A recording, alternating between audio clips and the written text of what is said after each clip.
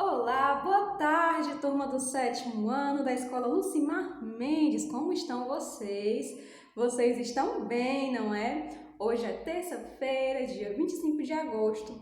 Nós vamos estudar um conteúdo novo, mais um outro filo do reino dos invertebrados. Isso aí! Desde que a gente começou vendo poríferos, a gente começou vendo animais, né? Como vocês já sabem.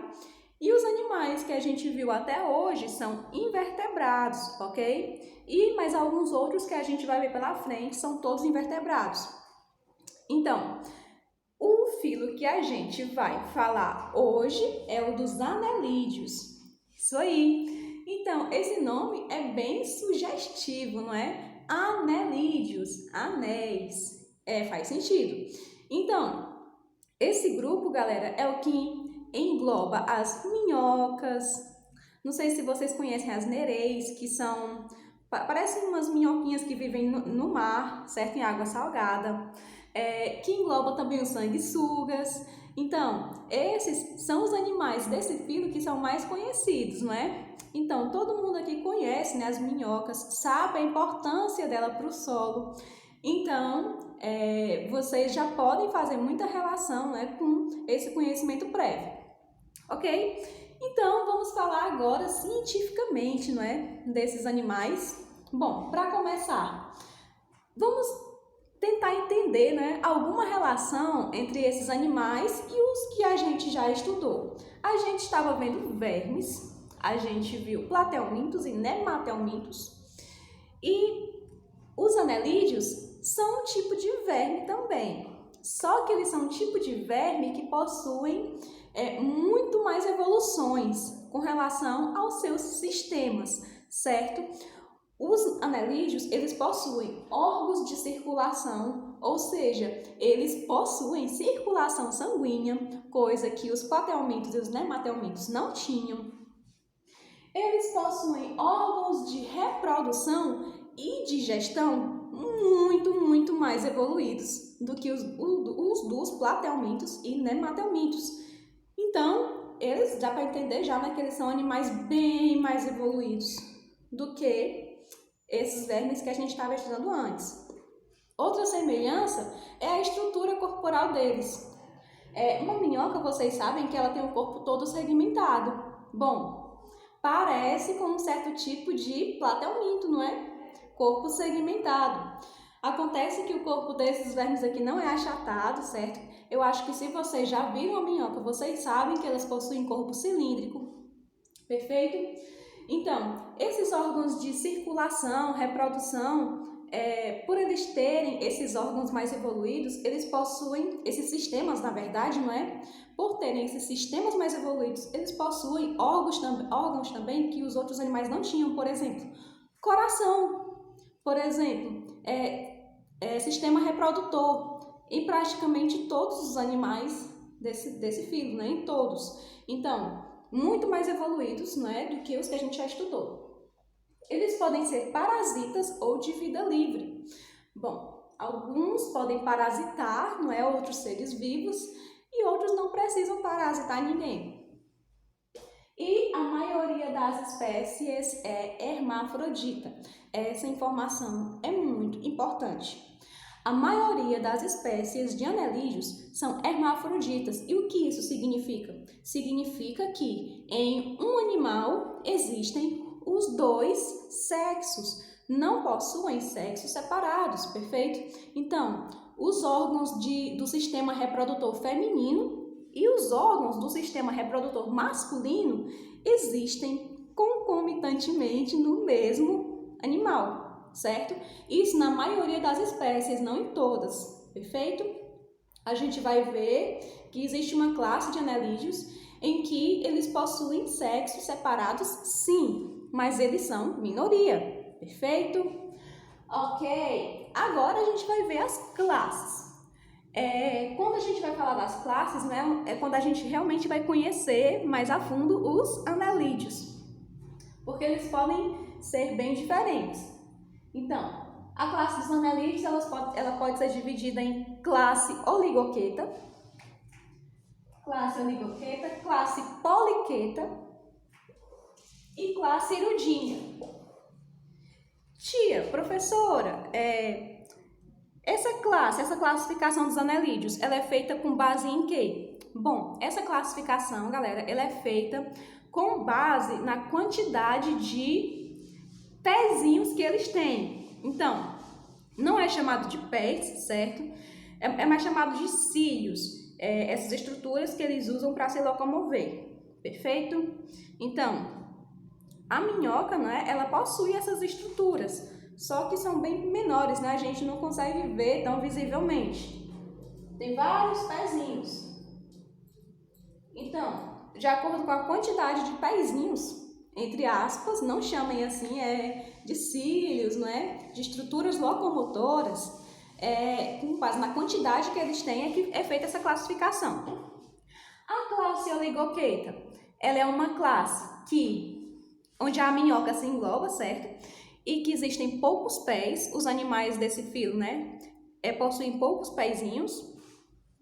A classe Poliqueta, bom, poli, vocês já sabem que significa vários, não é?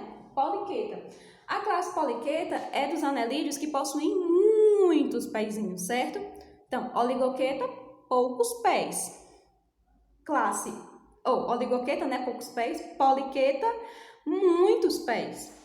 E a classe Irudinha é a que não possui essas estruturas de locomoção como se fossem pés. Eles possuem outras estruturas de locomoção que a gente vai ver daqui a pouco. Perfeito? Então, vocês já entenderam que com relação à classificação dos anelídeos é feita de acordo com a quantidade de pés que eles têm. Perfeito? Então, vamos falar um pouco da classe Oligoqueta. Essa classe, galera, eles são terrestres, certo?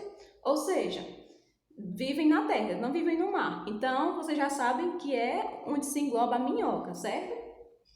Eles possuem respiração cutânea e são hermafroditas, como a maioria das espécies.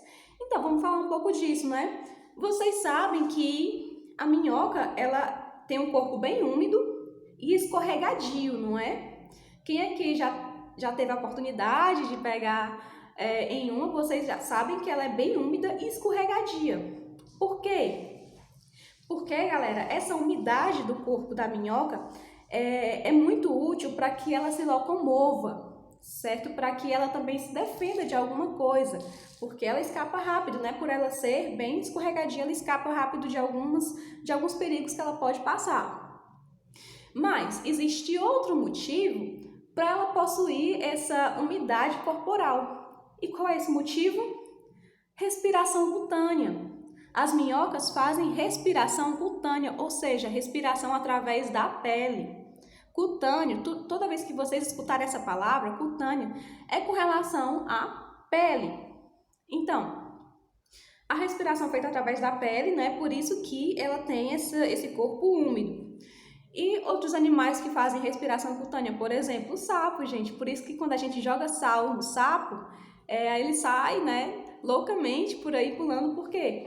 Porque quando você joga sal nele, né, você está tampando alguns orifícios da pele dele que é usado para respiração. Não é uma coisa legal de se fazer, certo? Jogar sal em sapo, deixa o bichinho quieto no canto dele, tá bom?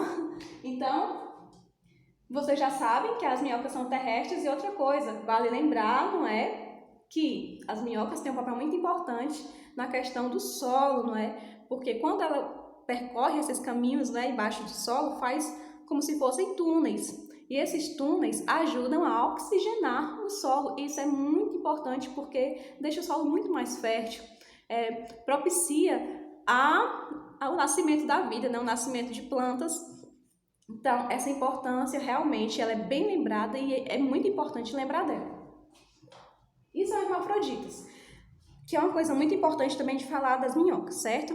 Ou seja, as minhocas possuem tanto o sexo feminino como masculino, né? São macho e fêmea ao mesmo tempo. E como é a questão da reprodução? Quando a reprodução, galera, eles não podem se autofecundar, não, certo? Eles fecundam outros animais, outros organismos, né? Da mesma espécie, logicamente. E quando a fecundação acontece, galera, é a fecundação cruzada. Não sei se vocês já ouviram falar disso, mas o que é a fecundação cruzada? É quando os dois organismos engravidam, entre aspas, certo? Engravidar é uma palavra que não é correta, mas eu tô falando assim para vocês me entenderem. Os dois animais, eles se fecundam, os dois engravidam, vamos dizer assim, ok? Então, já que eles são macho e fêmea ao mesmo tempo, os dois podem fecundar e os dois podem engravidar também, ok? Perfeito! Agora vamos para a classe poliqueta. Poliqueta, como vocês já sabem, tem vários paizinhos. Eles são marinhos. Eles possuem respiração branquial. Dá para entender, não é? O que é respiração branquial? É respiração pelas brânquias. Todo animal que faz respiração branquial, logicamente, é um animal aquático. Esse, além de ser aquático, né, é marinho, ou seja, ele vive em água salgada. Respiração branquial e sexos separados. Então, eles fazem parte da minoria, não é, que tem sexos separados. Existe o macho, existe a fêmea. Perfeito? E a classe hirudínea?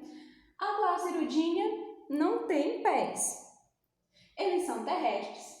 Eles podem ser de vida livre ou parasitas, e um parasita que é da classe hirudínea vocês conhecem, né, que é o sanguessuga. E eles possuem ventosas, ou seja, eles não se locomovem através de pés, e sim de ventosas. Não sei se vocês sabem o que são ventosas. Ventosa, galera, é qualquer coisa que grude, certo? Então, quando eu era pequena, vendiam uns brinquedinhos, né, que tinham realmente um círculo que pregava na parede. Aquilo ali é uma ventosa. Então, eles possuem isso nas extremidades laterais. E essas ventosas é que ajudam eles a se fixar em alguma coisa, grudar em alguma coisa mesmo. E eles são hermafroditas, assim como a maioria. Opa! Eles são hermafroditas, certo? E da mesma forma, como a classe oligoqueta, não é, das minhocas, da mesma forma como a classe oligoqueta, eles possuem a fecundação cruzada. Todos os animais possuem os dois sistemas reprodutivos, tanto do macho quanto da fêmea. E os dois, quando a fecundação acontece, né, os dois engravidam, ok? Os dois são fecundados, ok? E com relação, vamos voltar aqui um pouquinho para a classe poliqueta. Eles são de sexos separados, não é?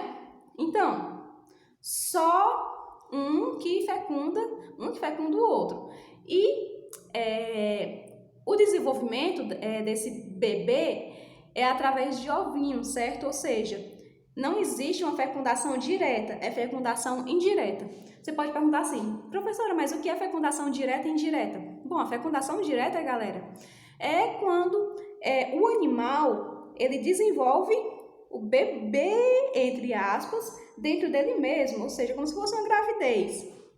E a fecundação indireta é quando esse bebê se desenvolve fora do corpo, ou seja, em ovos, em larvas, certo? E na classe poliqueta, eles possuem sexos separados e fecundam, não é? E os bebês são desenvolvidos fora do corpo da fêmea ou do macho, né?